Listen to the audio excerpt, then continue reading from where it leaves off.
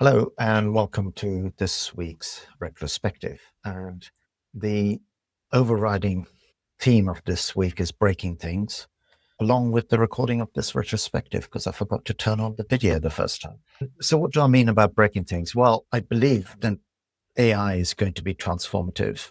I'm not going to be able to find out how transformative it is by simply trying to make what worked pre-AI work better, if that makes any sense.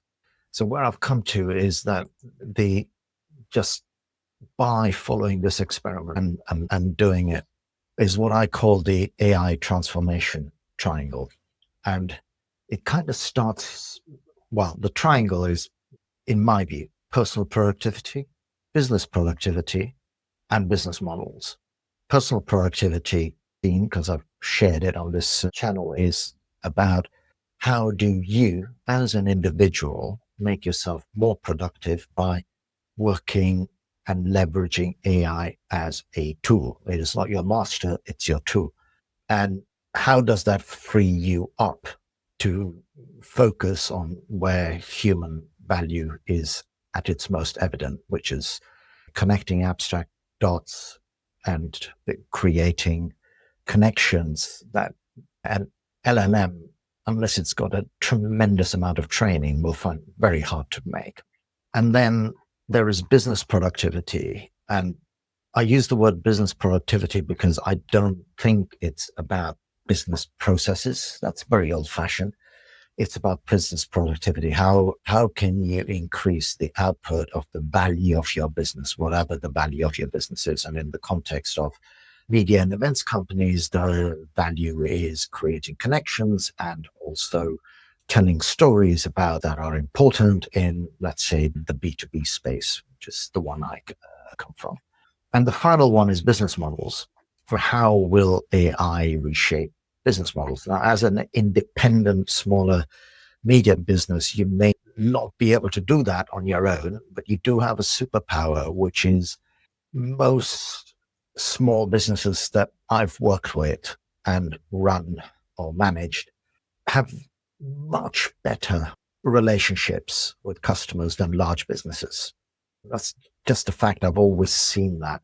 And that may be our superpower because we can better collaborate with our customers to see what new business models might look like. That is very hard to do in bigger businesses. Anyway, so that's my realization. I'm calling it the AI triangle. So it's personal, business productivity, and business models supported, enhanced, augmented by AI. By focusing on the first two, business productivity and personal productivity, you clear up headroom to navigate any buffeting of the market based on business models that come out of nowhere, which I believe is something that is going to happen. So bringing it back down to this experiment, I already kind of evidenced some of that by basically talking an article into existence. I was able to record a bunch of voice notes. AI is very good at then putting that into a construct that you can then edit and storyboard a lot better. Obviously, you got to provide it with the template to do that, but it's genuinely very good at that. So you can literally speak content into existence. And I think that is the big underlying question now in terms of media businesses, events business, certainly independent ones. It's like, what actually is the role of content in the world of AI? I think that is where my earlier realization from this week is you need to break things. You need to break things in order to find that out, because it is not what we used to call great content, interview someone and here's their view, because you can probably go into the city and say, give me the view of the world's 50 top experts on subject A and collate that together into one piece and it'll do it for you. And if it's not, well, I know it'll do it for you. So isn't that a more valuable piece and you get it? So what's the role of those?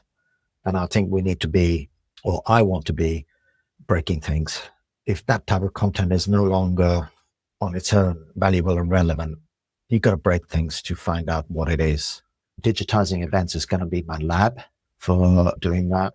If something fails, that creates value for you because I can document it. So you don't have to repeat that failure, or maybe you can take that failure and iterate on it. If it works, I can document it and share it with you because that'll be very valuable to you. However, everything that I've done over the previous weeks is highly valuable because it has taught me what personal productivity should look like in the world of AI.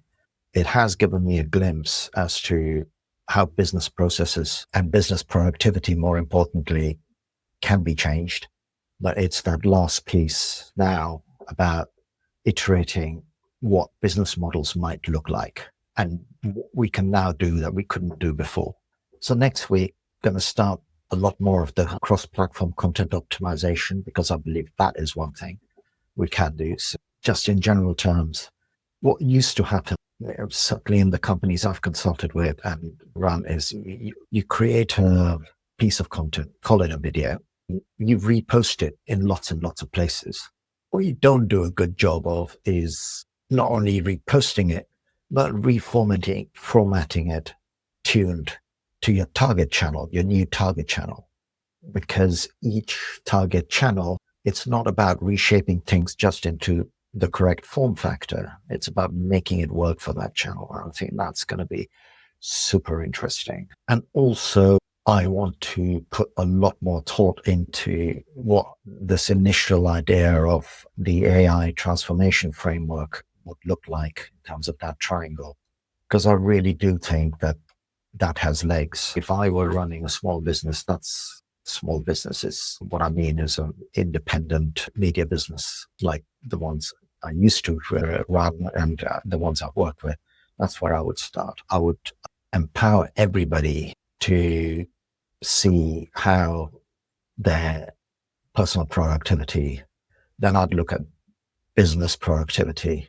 And that is the end goal, is business productivity, not, redefining processes. I think that's nonsense. You've got to look at what's your business value outcome and how can you make the productivity of that better.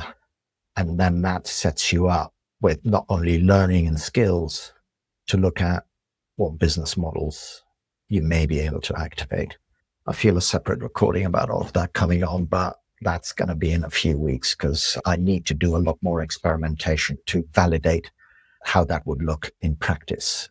Thank you for watching. Thank you for supporting the channel with your comments, your subscriptions, your likes, your dislikes. Actually, the dislikes are almost more important, right? But anyway, thank you again for watching.